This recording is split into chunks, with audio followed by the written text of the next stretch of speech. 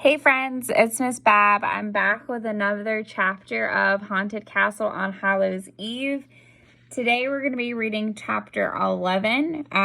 We just found out that the Raven King has made himself known, and Jack and Annie just met him in the very last chapter that we were reading. So now we're going to find out what the Raven King does and see if some of your predictions were correct. So here we go. I'll, of course, show you if there's any pictures. This chapter is chapter 11, and it's called Or Else. Jack and Annie were so stunned to speak. Staring at the bizarre creature, Jack remembered the story of the Raven King, how the king had wanted to be a bird, how he had stolen a spell from the Wizard of Winter, how the spell had worked only halfway and left him half bird and half human. The Raven King jumped from the window to the floor. One by one, his raven bodyguards swooshed into the room after him. At least 20 ravens came through the window. Soon, Jack and Andy were surrounded by dark wings, sharp beaks, and bright eyes. Once his guards were in place, the Raven King twisted his head from side to side, looking for Jack and Annie. "Where are the two ravens who stole my diamond?" he asked in a raspy voice. "What diamond?" asked Annie. There's the Raven King. Looks a little scary. And there's Jack and Annie. Looks like some of the bodyguards are around them too. The Raven bodyguards. What ravens?" asked Jack, his voice trembling. He wished desperately that he had still had the Diamond of Destiny to give him strength and courage. "The ravens that came to the castle after raiding my treasure room," said the Raven King. "Where are they hiding?" Jack tried to imagine that he was still holding the diamond. "We don't know anything about them," he said in a steady but scared voice. Pretending to hold the diamond actually made him feel brave. "You don't know anything about them?" said the Raven King. "No," said Jack. "You must have the wrong castle." "Ah, the wrong castle," said the Raven King. "Yes," said Jack. "Perhaps you're right," said the Raven King. "But are you certain you haven't seen them? They look very much like this little one here."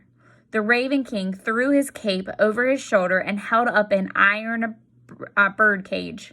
A raven was held captive inside. I wonder who that raven is. Be thinking. I'm sure some of you already know. I have a prediction. "Ja! Me!" the raven croaked. "Teddy!" cried Annie. "His name is Teddy," said the Raven King. "How charming. I've caught a teddy. I think he'll make a wonderful pet, don't you?" Jack was horrified to see Teddy trapped in the Raven King's cage. "It's not charming," he said. "It's cruel. You better let him go, or else." "Yeah, let him go," said Annie, "or else." "Or else?" said the Raven King. "Or else what?" With backward jerks of his head, he laughed a raspy laugh. "Ha, ha, ha." As the king laughed, Jack glanced at the floor under the window. He saw the hazel twig. He moved towards it.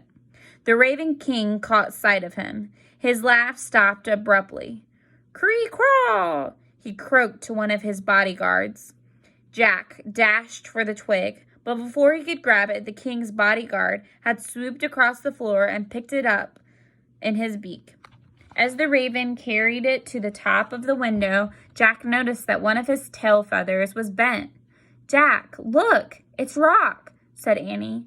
She called up to the bird, "Rock, Rock."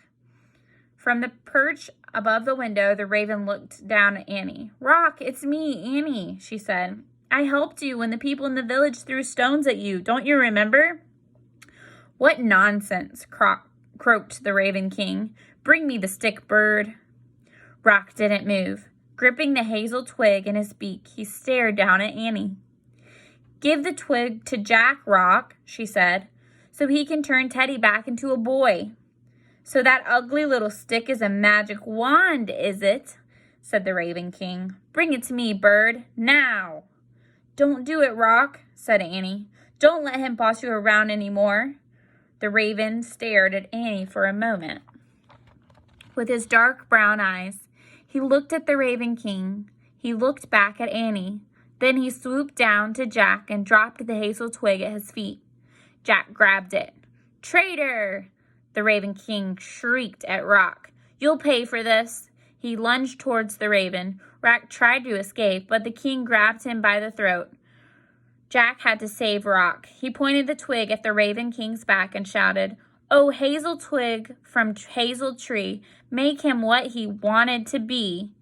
A deafening wind roared through the room. A blinding light flashed. Then all was clear. The Raven King had vanished.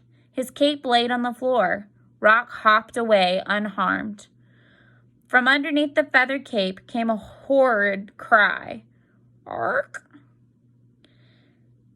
Annie lifted the cape and uncovered a tiny raven. "Oh," she said. The bird stretched out his scrawny neck. "Ark," he croaked again. "Hello yourself," Annie said, smiling. She stroked the feathers on the creature's head. Then she looked up at Jack. "How'd you come up with that rhyme?" "It just came to me," said Jack. "I knew I had to save Rock, but I didn't want to hurt the Raven King. I think I actually felt sorry for him." "So you helped him finally get what he wanted," said Annie. "You turned him into a baby raven." "Yeah," Jack said. "Now he can live his whole life as a bird." Rock flew up to the window ledge. He looked around at the other ravens. It was clear he had become their new leader. "Rah, rah," Rock croaked. He stepped aside. The raven troops began to leave the nursery one by one. 2 of them escorted the new member of their flock as he timidly flapped his small wings. Rock was the last to leave. He stared at Annie and Jack with a long gaze. Then he lifted off the windowsill and flew away into the light of the silver dawn. And that is the end of chapter 11. And there's a picture that I will show you. So that is Rock flying away and Annie's waving to him.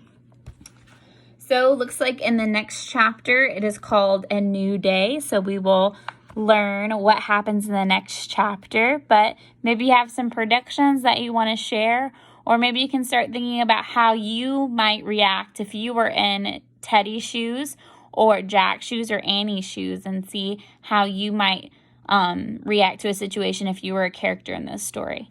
I hope you enjoyed that chapter, and I'll be back with the next chapter. Bye!